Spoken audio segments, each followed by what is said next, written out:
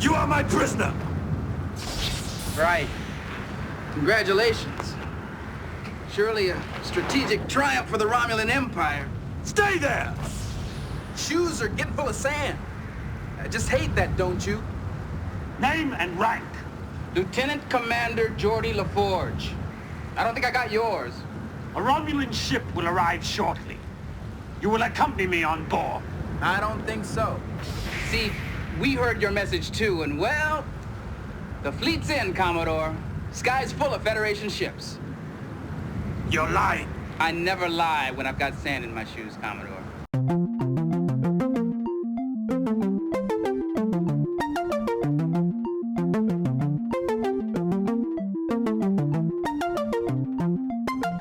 Hello everyone, welcome back to Fully Functional, a TNG podcast. I'm Maggie, joined by Jeff and Dory. Yo.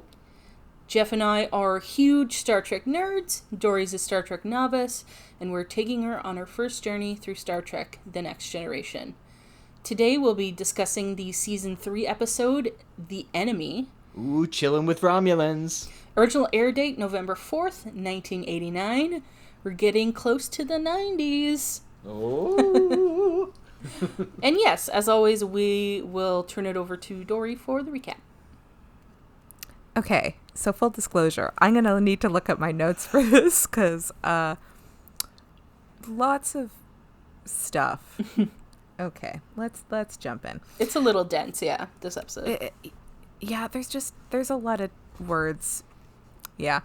Lots of science. Fake science, of course. Okay, so we're on this planet called Galorndon Core. Core. Yeah, it's a bad name.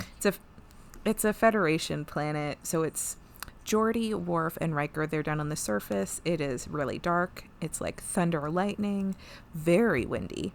They're looking for there was a beacon or something, and they find Romulan debris of a ship. And then Worf finds an injured Romulan who proceeds to try to kill Worf, but Worf tries to kill him right back. With a really weird-looking punch. I was not 100% not convinced. I was maybe Worf did just kill this guy. I wasn't sure. That is an effective way to hit someone, though, with the heel of your palm. Oh, okay. Oh, yeah, you get that.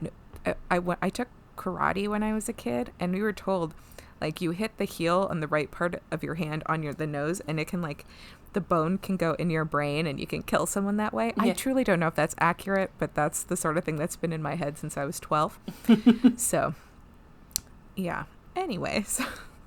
So then Geordi falls into a huge hole, but they're on this planet, and they have, a really small window to be able to get back to the Enterprise. So Riker helps Worf with the Romulan, and they're sort of out of time, and they can't find Geordi, who is in the hole yelling for Worf, and Commander Riker, which I know I laughed a little bit just because Geordi's still using the titles.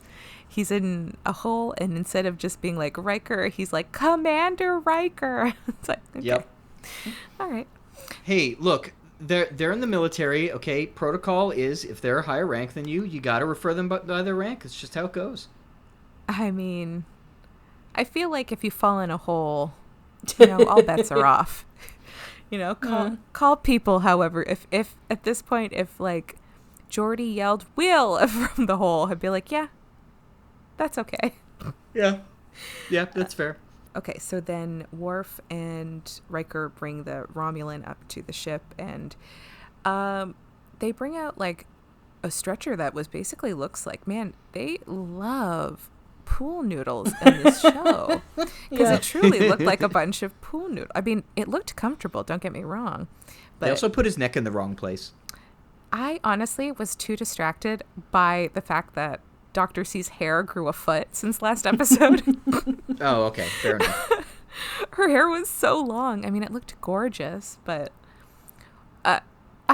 this is so weird, but I'm so curious of how did this happen? Did they film out of order because her hair is short from the first 6 episodes of this season, and then all of a sudden it's super long.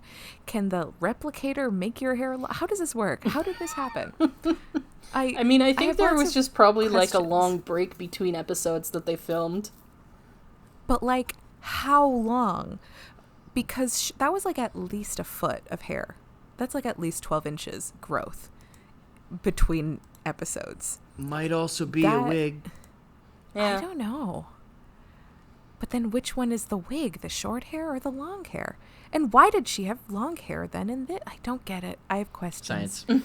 Will I ever get the answers? Unless Gates McFadden tells me the answers, then probably not, I would assume. This is the biggest mystery of the show, is what's going on with Beverly's hair. Anytime you notice something like that, a wizard did it. Oh, there we go. I mean, at this point, I'll believe anything that happens in Star Trek. That magic, it could be magic. But yeah, I think as of right now, this is the biggest mystery, is how to be interesting to see what her hair looks like in the next episode. Okay, yeah, so Dr. C is trying to save the Romulan, but like the human stuff doesn't match up, and the like only person who is somewhat of a match is Worf.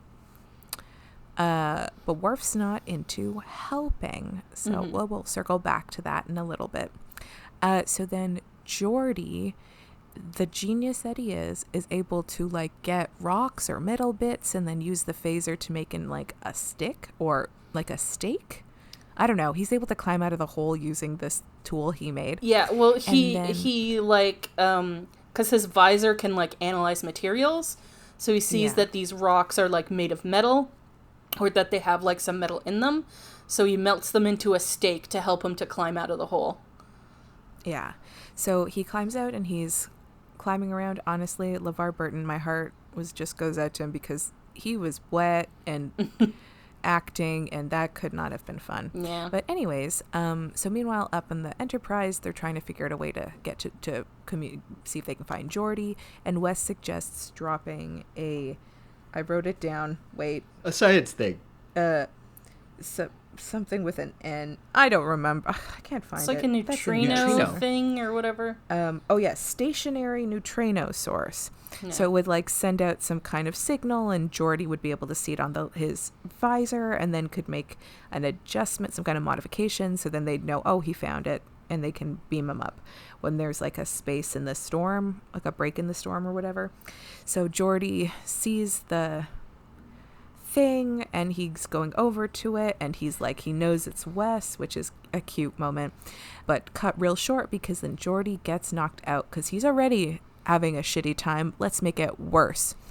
So when he wakes up, he's being held hostage by another Romulan, a surprise Romulan named Centurion Bakra. And Geordi is fairly chill for someone who is currently a hostage. He's just very blasé about the whole situation.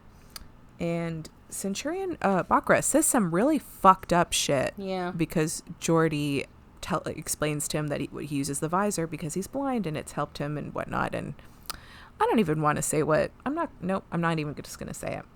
I remember the line because it was so fucking gross, but Bakra's trash. Yeah.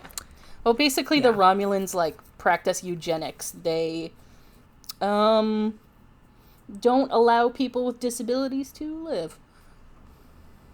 Yeah. It just also the way he put it in this line. If you watch the episode, you'll know what line I'm talking about. I'm not saying it. Yeah. It's fucking terrible.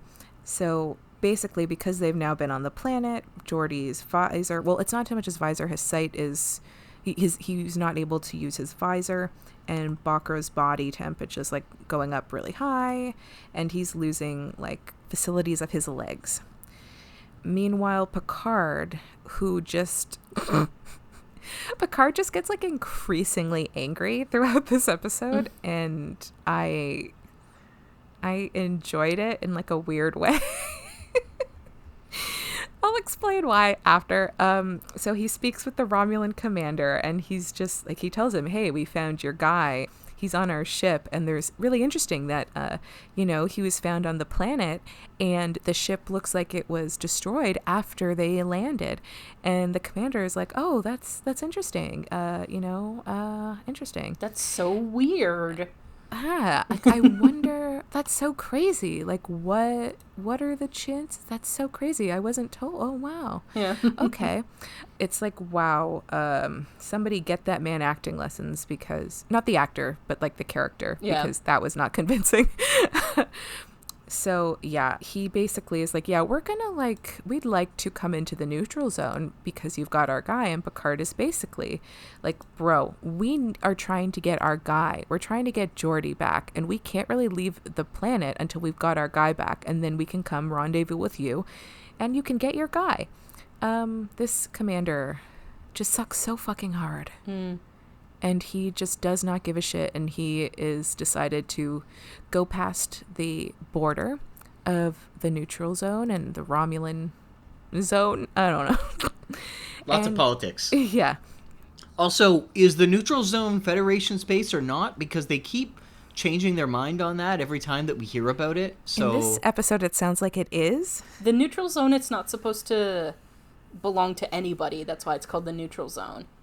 Yeah, but they'll often refer to, not in this episode specifically, but they'll refer to crossing the neutral zone as entering Federation space, and I'm just like, you just enter the neutral zone. That's not Federation space, but you're calling it Federation. Okay, whatever. Yeah. It seems just like they're inconsistent about it throughout Star Trek. Yeah, I think like, it's like in that border between North and South Korea, it's like that little strip of land, like, doesn't belong to anybody, but like if you go into it, like, you're dead. Good basically. luck. Yeah.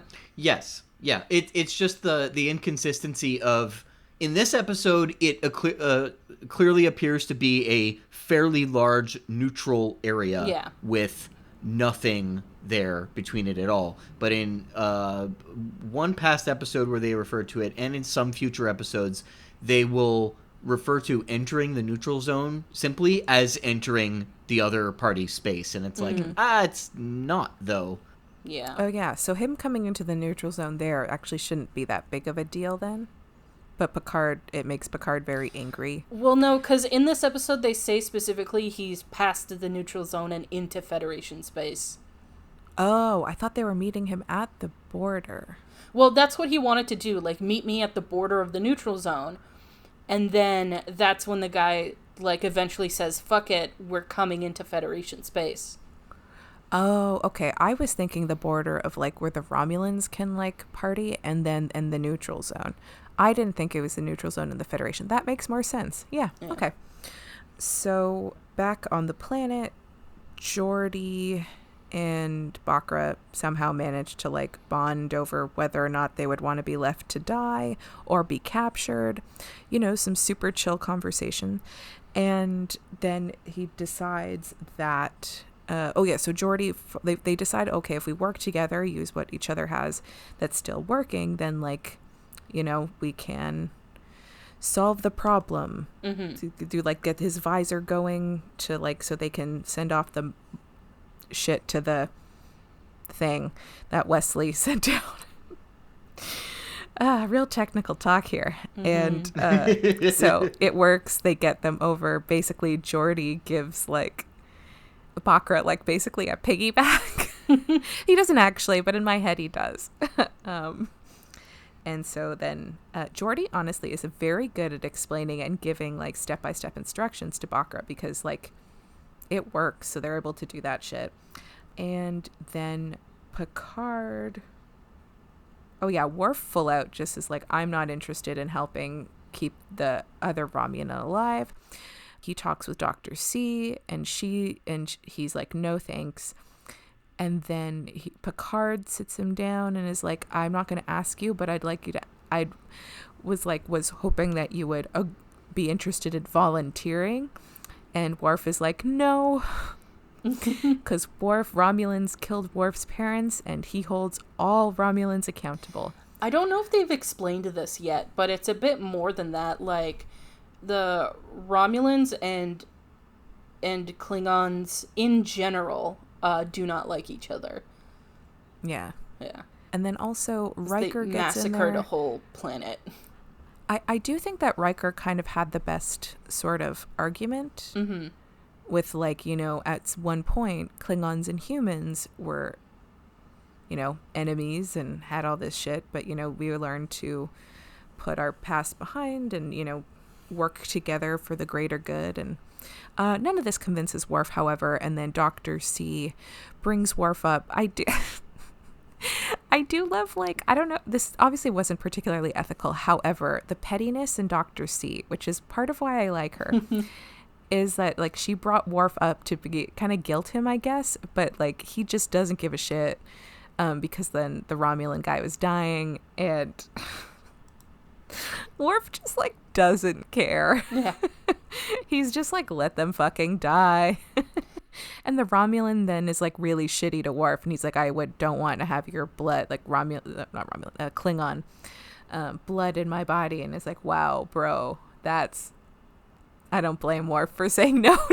Yeah. No. So then basically they are able to bring Geordi and Bakra up, and then it was like, surprise, we know that the second guy somehow appeared on the planet. Wow, a second Romulan. And then the commander's like, well, I guess, like, I was informed, so I was given the wrong information about how big this shuttle was. I mean, what are the chances? That's crazy. Okay, well, thank you. Can I have my guy? Okay, bye. And then episode ends with, maybe Romulans aren't so bad after all, but they are. It's like a mixed. They definitely are. Yeah, it's a very mixed ending. But then Picard is like, okay, Geordi and Worf bring this Romulan to the transporter room, and I thought we were gonna get like one more scene of like Worf having to deal with a Romulan. Yeah. But no, they didn't. I feel like there must have been a scene, but they maybe just cut it out in like the edit or something, because there were several more scenes written for the episode that were not included. They didn't mention anything about that one specifically, though. Yeah, I really feel like this scene needed, or this episode needed one more scene of addressing the whole thing with Worf. Like a little coda on that. Yeah, I agree. Yeah, I mean, it is kind of interesting. They spend the whole episode trying to convince Worf to, like, help this guy, and he just does not budge. I have thoughts about that, but... And I just kept thinking, like, why would you introduce this for Worf not to change his mind?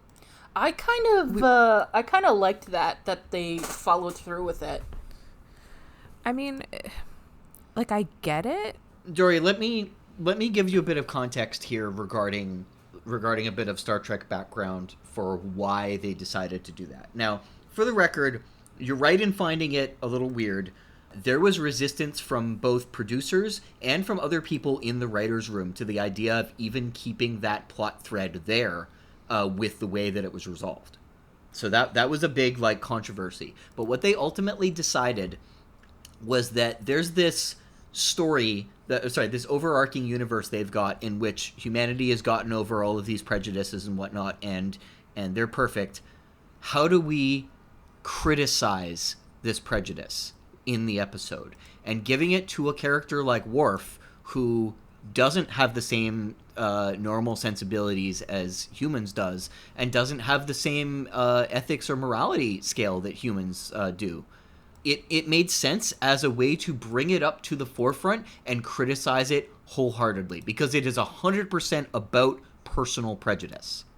Yeah. Okay. I mean, so it fits with the Star Trek universe to not have a human react to it in such a way. Also, this is the 1980s. There was a lot more prejudice that people were okay with out in the public sphere, whereas now it gets more heavily scrutinized, which is great.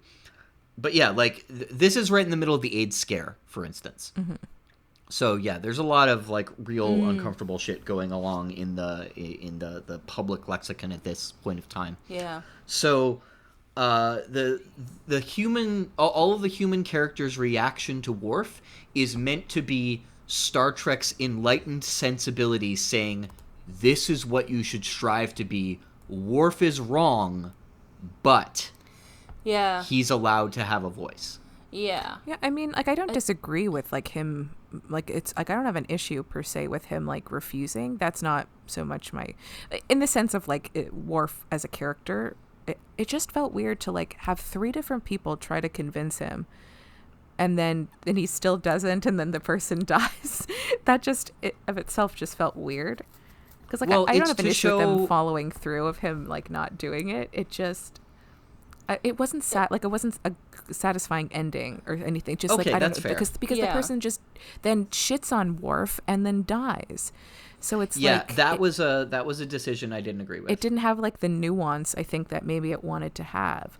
Because, like, if Worf maybe felt something later, not necessarily changed his mind, but felt something, but instead, like, if anything, the Romulan proved Worf made the right decision, if anything. Yeah. I was going to say it was weird to bring that up. And so it's just like, that's a kind of a confusing message that we have it going back and forth of, like, Worf, you should do this. Worf, you should do this. And then the guy's like, no, I would rather die than have your blood in me. And it's like, Yeah, I was going to bring that up. What? that I liked that they went through with it, like that they had him die and that Worf ultimately didn't do it. But I felt like the episode gave him an out, which I think it would have been better if they didn't. yeah. Because the Romulan... I think it was supposed to show, like, how deep these prejudices run. And be like, this guy's gonna die because both these people, like, hate the other one too much. And then on the flip side, like, Geordi and Bakra survive because they were able to get past that. Yes. You know? Mm-hmm. Yeah, it's meant to be a juxtaposition for sure. Yeah, I like the idea of it, but I agree with Dory that I don't think they pulled it off necessarily that well. I agree. Yeah. And it's entirely because of the resolution. What I wanted to say regarding that was that the issue that they had with resolving things the way that they did with Worf is that they both gave him, like, they gave his viewpoint justification, which is a little bit of a problem, but also made him the bad guy in the process. Yeah. Because they gave, like, the audience, they gave the audience a reason to feel like, you know, Worf actually, he did the right thing, because, like, this guy's a piece of crap who didn't want this anyway, and it would be invasive to do that, and, you know, all of these other reasons.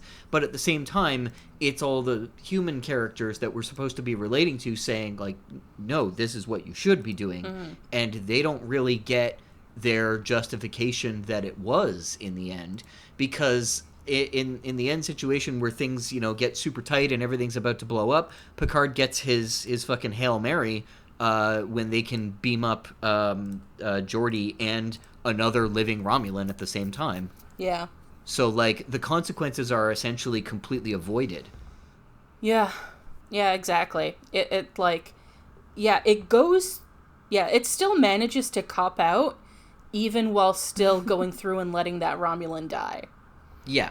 Which is interesting. And I do like that they, ultimately, they respect Worf's bodily autonomy. Like, you can see Picard, like... Hold on, there's a ambulance. Picard was definitely wrestling with it. Yeah, you can see Picard... He considers for a brief moment, like, it looks like he's about to order Worf to do it, and then he doesn't. He's like, okay, I can't force him to, like... This obviously runs really deep. It would have been too late anyway, because, like, even if Worf had agreed... That dude was, like, basically already dead. Oh, yeah. Because then literally when he calls he calls Beverly to be like, Worf is not going to do it. And she's like, well, too late, he's dead. Yeah.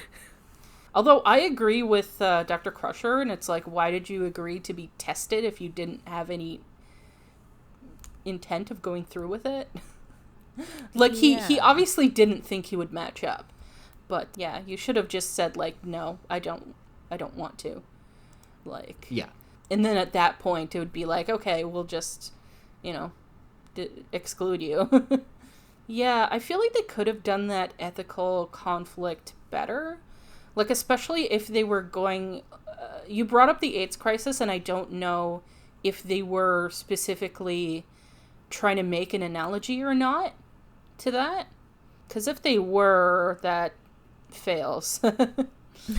They definitely weren't trying to make an analogy to the AIDS crisis that I'm aware of. Oh, okay. I'm just talking about what the attitudes were like regarding prejudice at the time and how mainstream they were. Yeah, because I'm thinking, like, listen, if someone, like, any example I bring up is probably going to sound extreme, but, like, I don't know. I think this is what they're trying to do. Like, imagine if, to relate it to something recent, in Canada recently, like, there's been a lot of mainstream public acknowledgement of the horrors of, like, residential schools and, like, what Indigenous people were put through. So imagine, like, being the offspring of someone who went to residential school and being like, hey, you're the only one who can save the life of this, like, Catholic priest, right? And FYI, like, the Catholic Church ran a lot of these schools. And, like, he's not a priest that was involved in the residential school system, but he's still part of that organization. You know, you can be, like, I don't think it's that unreasonable to have conflicted feelings about that, to be like, I don't think I want to do that, you know? Someone who is, like, you know, because this guy is part of the Romulan military. He's not a random Romulan citizen. He's like... Yeah, he's not just some innocent. He's carrying out the will of the Romulan establishment. Yeah. Which is the same establishment that killed his father in cold blood. Yeah. And it wasn't just a one-on-one thing. It was like they destroyed that entire colony. My understanding of the lore is that the Romulans... The Klingons Let's not get into it too much, because there is an episode about that. Yeah, but I wouldn't say it's a spoiler. Like, that's not a secret. It's like... Yeah, I'm just saying that the details aren't there. Yeah, but, like, this is just, like, a historical lore thing. I'm not gonna go into details about that episode. Just to, like, understand the context. Is, like, basically the Klingons and Romulans were allies, and then the Romulans went, like, psych, and, like, basically slaughtered a whole bunch of Klingons, like, citizens. Yes. Yeah. So that's the context in which we're talking about here. So it is an interesting question. I feel like they could have done it better. Yeah, I agree. For the record, Dory, at this point in the series, as far as I know, they haven't actually come up with the details of Worf's backstory yet. We know that his father was stationed somewhere and he was killed by a Romulan attack. Yeah. And it was an unfair attack, and that's all that we know. So it is a good, complicated question for Star Trek to handle. It would have been nice if they didn't just give the answer weak resolution in the end. At least it wasn't a cop-out resolution. It was no resolution. Yeah. I feel like there still should have been, even though Worf totally has the right to make that choice, I still think, like, there should have been some kind of consequence to his decision. Like, other than that guy dying. Yeah. But, like, as the story has made us not care about that dude. Yes, very true. So we as the audience don't really care if he dies, honestly. Other than what impact it would have on, like, the Enterprise and the Federation. But we already know, as the audience, that it won't have an impact because we're already, by that point, seeing Geordi and Bakra getting along. Yeah, exactly. So, like, we know that's going to be the out, even before the final decision is made. And it's too bad because, like, some of the dialogue scenes that they have there with Worf end up being really good. That moment between him and Riker, I think that's a powerful scene. I think it's very well executed. And I think the conversation, it doesn't treat Worf like an idiot. Yeah. It doesn't treat the audience like an idiot. It takes a complicated situation and tries to rationalize it because he's not invalidating Worf's feelings. He's saying... there's something else to consider here. Yeah. Like, yeah, I think his conversation with Riker is great because, Yeah, Riker's not... Like, he is trying to convince him to do it, but he's not really saying, like, I think you should do this. He's like... Yes. He tries to, like, talk him through the logic of it, I guess. I think also Riker makes it more something that, like, Worf can directly, like, understand in terms of, like, you know, Klingons and humans were not, you know, allies at one point, and now they are, and Worf, that's something that's something Worf can understand, of just, like, you know, enemies to friends, if you will. Yeah.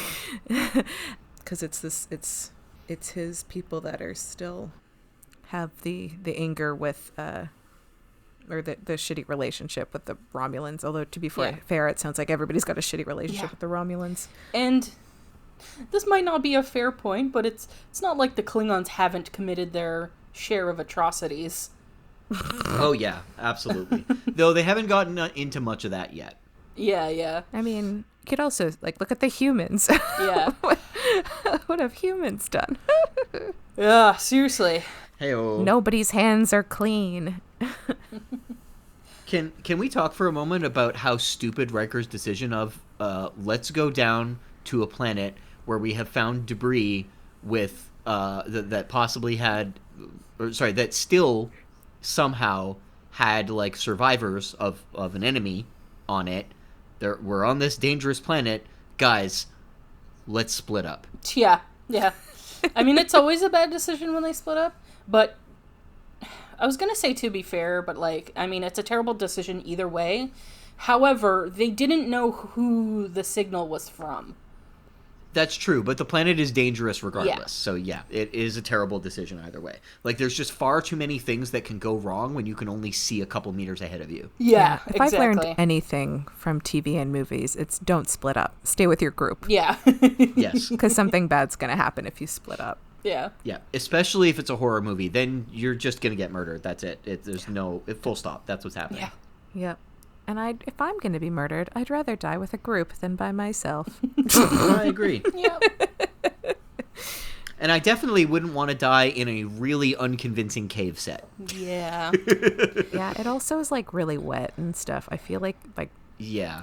I did like how they used the lighting in it, but, like, the actual walls were very unconvincing, especially when he's climbing them and you see it in close up. This probably wasn't a problem when they were filming it because they were like, hey, this is just going to be on a TV, so nobody's really going to see it. But, like, seeing that in high definition, oof, that is some that is some molded wall, that's for sure. Yeah. It was nice seeing how Geordi acts in a crisis situation. Oh yeah, it's very clear that he, like, keeps his head on his shoulders. Does not freak out. Yeah, he, like, thought, like, he very quickly was able to figure out a way to get out of that hole. And then even when he meets Bakra, he is not bothered that he's a technical hostage. Yeah. He probably should have grabbed that weapon, though. Like, that was a bad decision to help him somewhere and then let him continue holding the disruptor. Yeah. It's a bad idea, but I kind of enjoyed how just unbothered Geordi was about all this. Yeah, I mean, he's like, we're both stuck on this hell planet. There's really, like... He even says it in the episode, and he's like, congratulations, like, you caught me. Like, what are you gonna do now?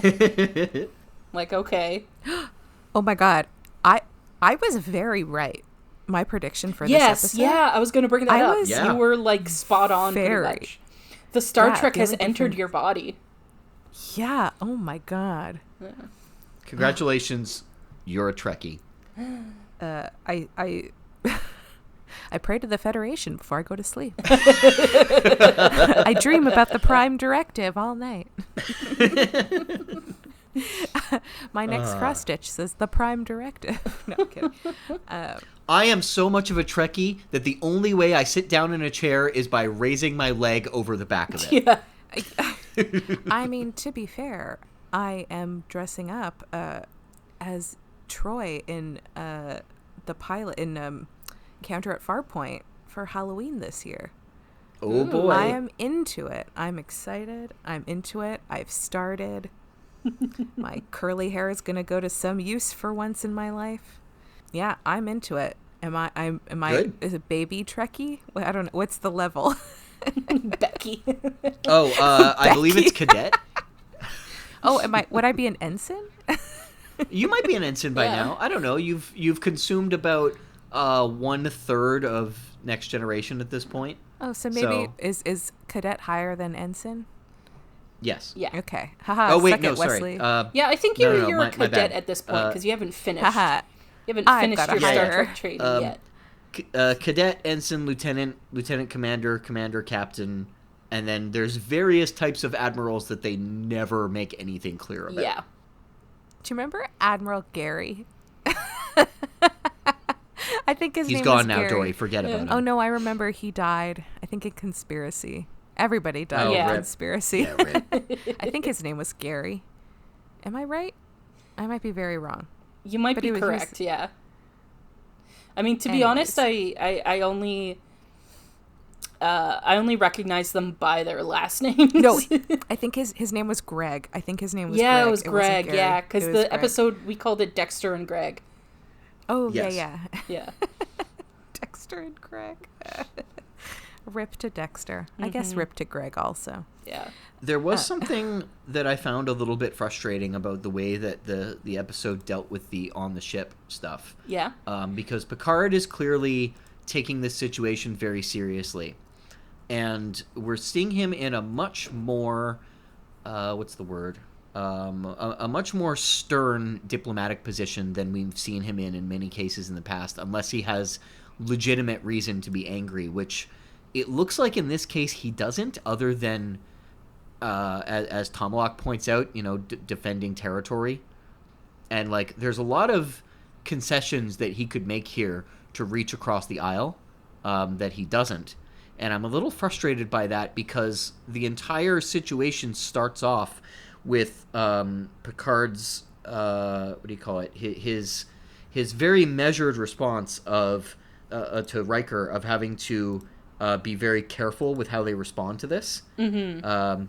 Otherwise history will remember Galorndon Corps along with Pearl Harbor. And it's like, okay, but you're going for a stern diplomatic approach that is escalating things. So why is it that you're talking about de-escalation, non-escalation in a situation where you were contributing to escalation? Well, and I found that very confusing. Well, he says that at first. I was going to bring that up as an example of what I like about Picard is that, at first he's like, okay, we have to handle things very carefully and tactfully.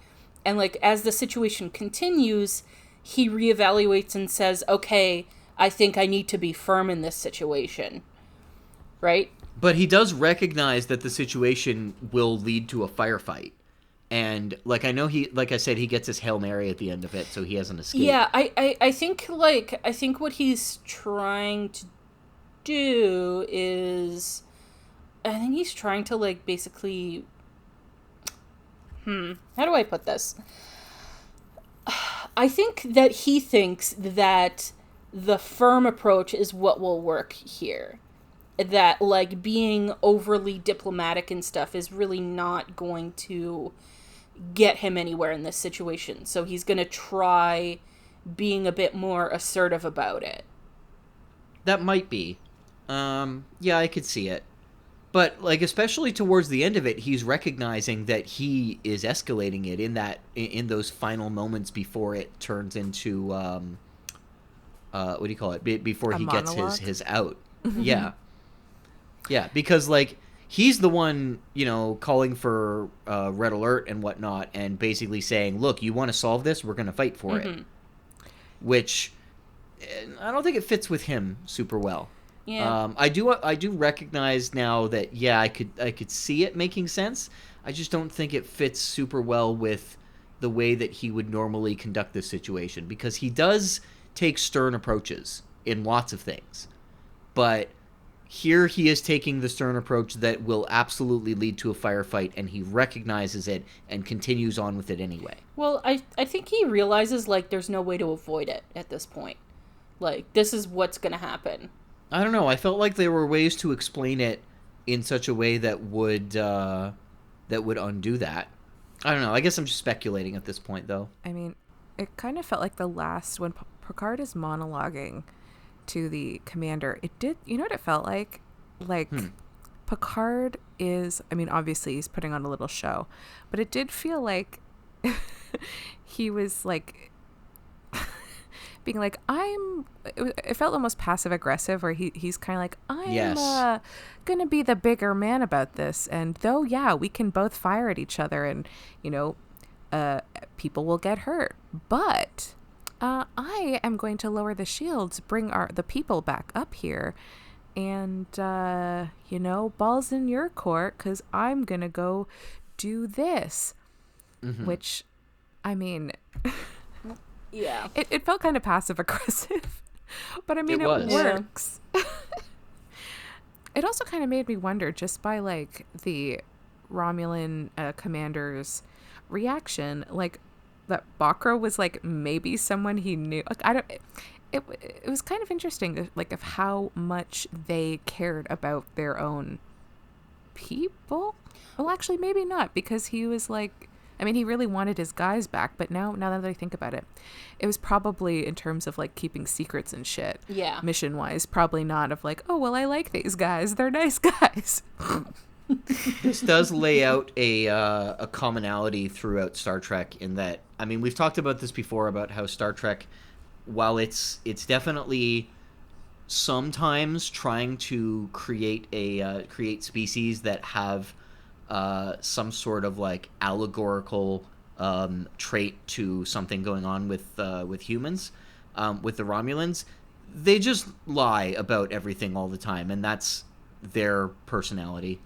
That's their species character trait, and it's not really any kind of allegory. It's just the Romulans are trustworthy or not trustworthy, and we're going to give you lots of reasons to continue that same prejudice. Enjoy. I did enjoy the bullshitting, though. I did like watching the commander be like, I don't know what you mean. Just so good news. That's a bit of a prolific actor in sci-fi. I cannot for the life of me remember his name right now, but he plays a main reoccurring character in Babylon 5, which was running not long after Next Generation did. I think it started in like 94, 93, one of the two. And, he's very much playing this kind of like sniveling, I'm lying about everything all the time character. But he shows up several more times throughout TNG.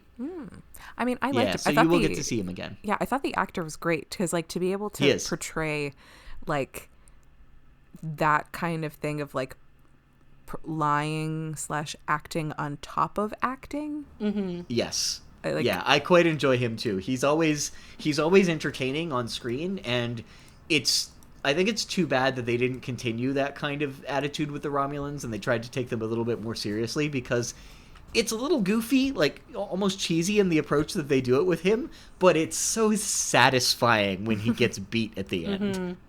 He just later days. Yeah. Fun little tidbit about the episode. There was a cut scene that was never shot, in which Troy and O'Brien were supposed to be having a little confidence session.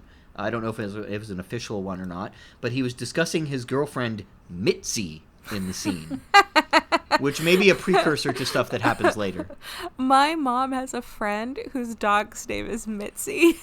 Oh, I'm so sorry.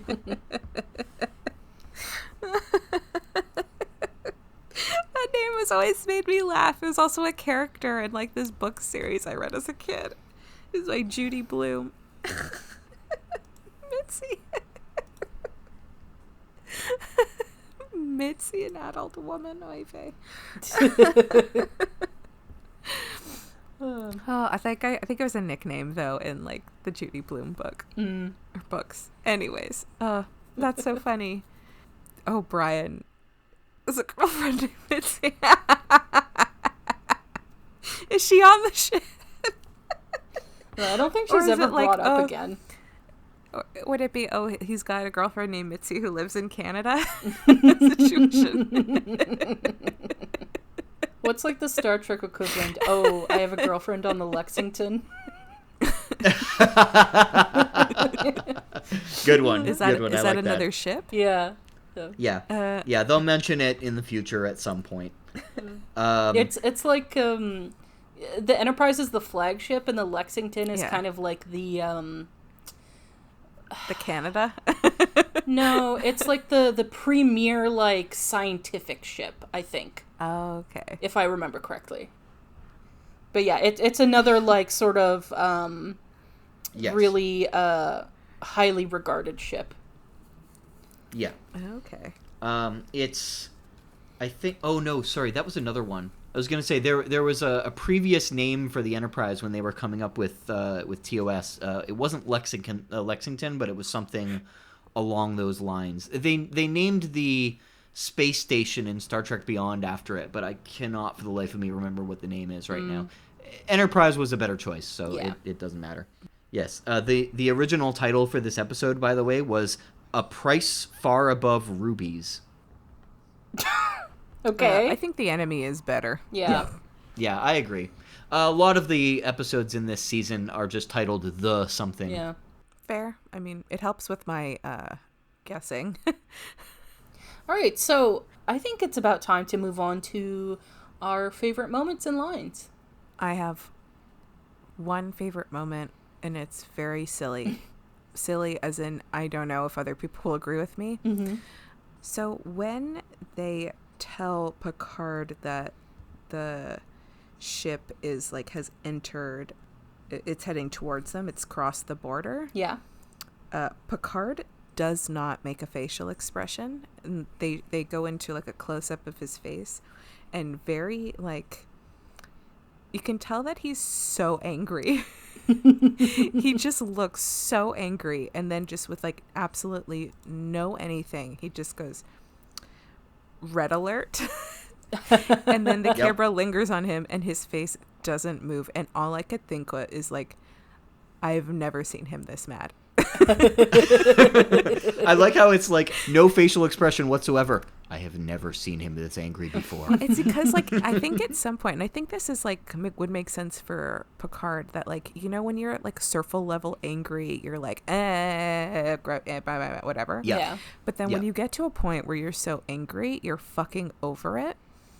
Yep. And just like can't even like, it's not worth doing, like just doing shit about it at this point. It's just focus and get shit done. And so that's where I sort of felt Picard was. It's just like he's just so far and beyond angry that just yelling about it, he's done with that. He's just, everything is making him angry. Speaking with Worf made him angry, and then just like it just, his face doesn't move. And I don't know, I found that very funny because it just is like, wow, he's very mad. Yeah. Yeah, that's about it. Yeah, I think this is not my favorite episode. Yeah. I actually really liked this episode. I mean, it's not like an outstanding episode, but I thought like the sort of A and B storyline going on were balanced very well. They were both like A was very integral to what was going on with B, and vice versa. Yep. Like both stories were like connected to each other. Yeah, it's mostly pretty well crafted. Yeah, I thought it was a well crafted episode. I thought that the stakes were appropriately high. I thought that the stakes were very organically created. Like, I don't think nothing about it felt contrived. Like, it didn't feel like oh, they had this happen just so that the stakes would be higher. Like, it felt like it was very true to how the story would go. So I liked it in that regards. But yeah, it's not like the most interesting episode of like TNG. Right. I liked that we got a lot more. We got Geordi again. Yeah. We did, Yeah. I think and we got a much more respectful episode of him. Yeah, I did enjoy that he just was very blasé about being a hostage. Yeah. But like past that, I mean, yeah, like I think the episode was crafted well, and it did, like, I've really noticed this season, like even episodes that weren't like, oh my god, amazing, it does definitely just feel different than like season 1 and season 2 episodes. Because at the very least, like, even if it's not, like, interesting to me, it feels it feels put together. Yeah. Yes, very much so. So, like, this episode, like, the actual content of it was, like, not super interesting to me per se. Well, not exciting. It wasn't, like, not interesting. It just wasn't, like, oh, my God. Like, I think I enjoyed even the silliness of, like, the nonsense from the last episode. I think I enjoyed that more than this one. Yeah. That's fair. But, I mean, it's not bad. It's just, I think, something I wouldn't necessarily go back to, because like I don't even have any lines written down. What I would like to point out for you, Dory, that you will probably find very positive is that we've mentioned that going forward, TNG kind of maintains a pretty respectable standard, and for the most part, this is like a certifiably average episode. Like, this is the majority of, oh, well, that episode wasn't amazing, is going to be like this level for ongoing. There are a couple of real stinkers that come out of it, but they are few and far between. There's like 1 or 2 per season. Yeah. Nice. Yeah. Yeah, because, like you said, the base quality has gone up. Yes, very much so.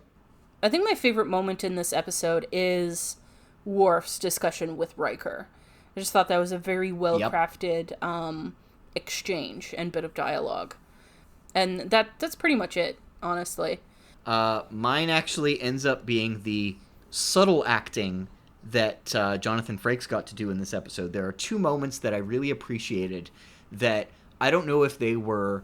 I mean, they were definitely scripted to some extent, but the way that he handles them, I really appreciated. So the first one is the first time that he's talking to that Romulan in sickbay, and he just does this power move, leaning over the camera that's pointing up at him, and I'm just like, that is a Riker leg move, except with his arms. Yeah. And I love it. Yeah, definitely. And the other one was at the very beginning of the scene between him and Worf, where he's trying to convince Worf to go for the blood transfusion thing. He says, Worf, takes a shot of his drink. And I'm just like, that's subtle, but like, this is clearly supposed to be a difficult conversation for you. And I like that they just added that little bit in there that isn't saying anything unless you're pointing or unless you're thinking about it. I also, I realize, I think it's pretty significant that they had Riker speak to Worf, because it does feel like of all the people that Worf spoke to, Riker would maybe be the one most likely to convince him. Yeah. Because he's shown like in the past that he's very much Team Riker. Yeah, they really respect each other in terms of their level of authority. Yeah. Also, was this like Riker's ready room? And is this the first time we've seen his like regular room? No, that was his quarters. Because it looks different from when we saw it before. Something to keep in mind is that because of the sets that they're using in Trek, which is they only have like 2 or 3 quarters sets. Sometimes they'll use different ones, and it just has to do with like what they want to do for the shot and whatnot. So like the ones that they use for Riker, Troy, and Picard tend to be the same set. But sometimes they'll give either Riker or Troy a windowless room set, for instance. I've seen Worf in a windowed room set, and I've also seen him in windowless room sets, and it just seems to depend on what they want to do with the scene. Yeah. Okay. Yeah, so I think now it's time to move on to predictions for the next episode. So, sweet. As we mentioned, a lot of the episodes in this season have "the" in the title, and this next one is an example of that. This next one is called The Price. Oh, okay. And your tidbit for this episode is that Troy falls for a shady businessman.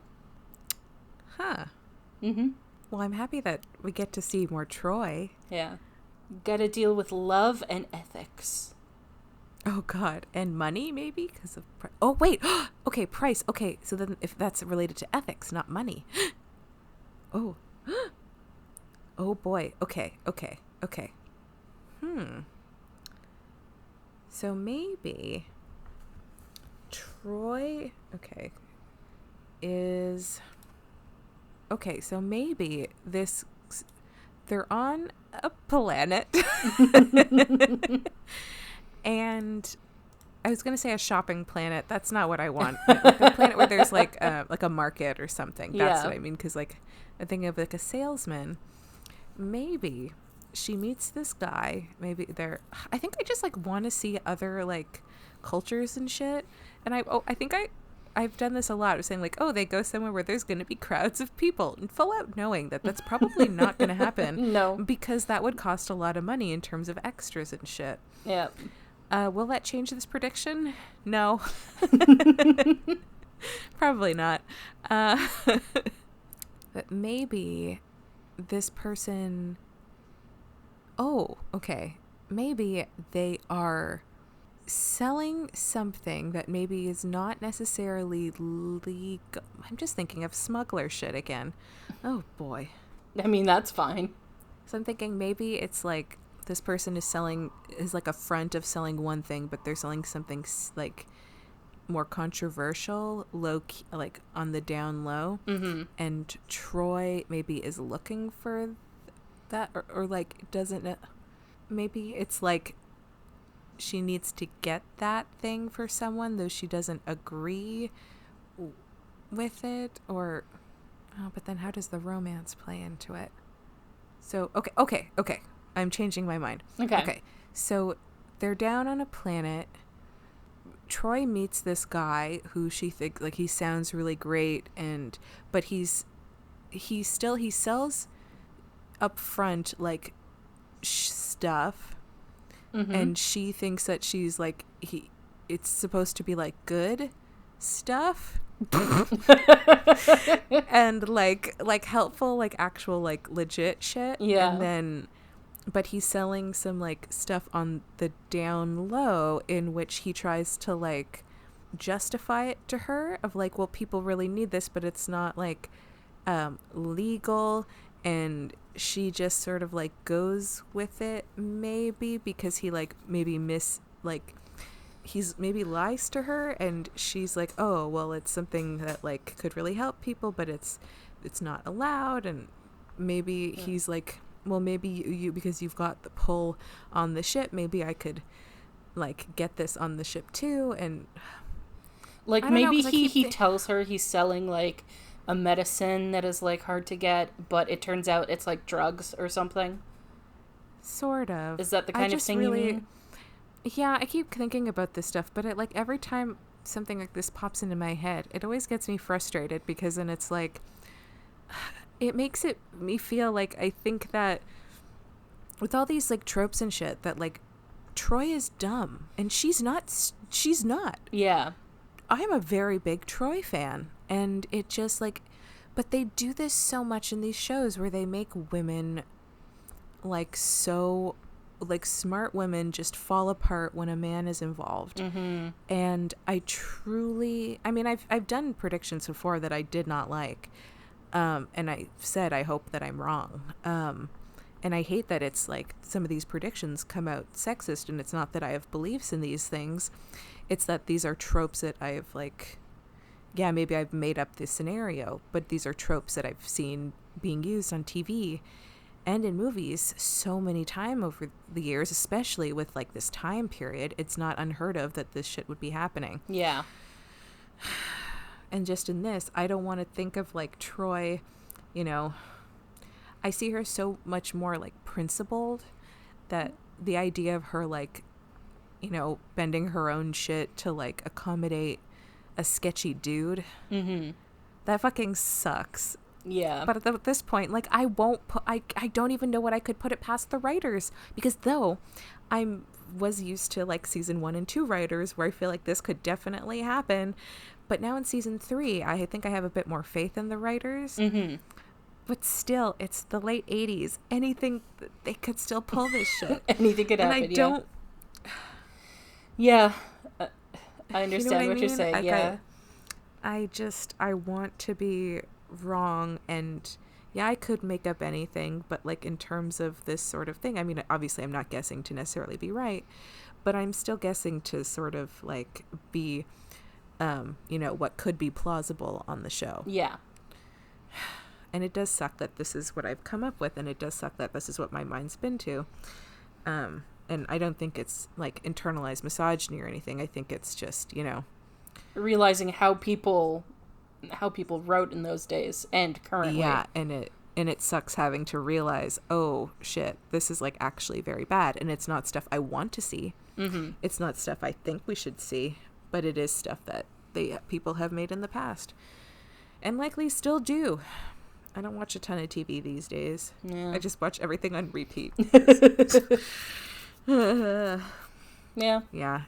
So I hope I'm wrong for the very weird kind of messy prediction I gave. Do you want to try to come up with something else, or you're just going to stick with that for now and hope you're wrong?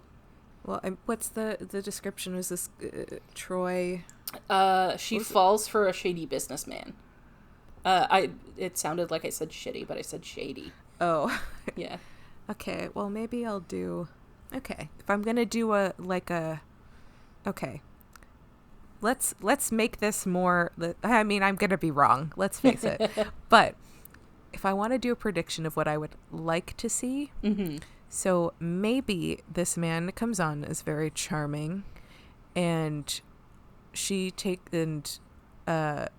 an interest in him, and he's got obviously shady shit going on in the background, and maybe she thinks what he's doing is helpful, but she's the one that figures out that he's doing the bad shit. And she is the one who takes him down or turns him around. I mean, I hate the like, oh, women can change men to be better, when it's like, men, just fucking be better. Yeah. But like, maybe she's the one that calls him out on his shit and is like, this is not the way to be doing stuff. If you want to be legit, or if you want to make a change in the world or whatever, you have to do it this way. Because Troy is better than that. Yeah, I guess I'm ready. I'm getting heated. I should leave it there. All right. So if you'd like to see if Dory is correct or if she's wrong, watch along with us and join us for the next episode of Fully Functional, a TNG podcast. Goodbye.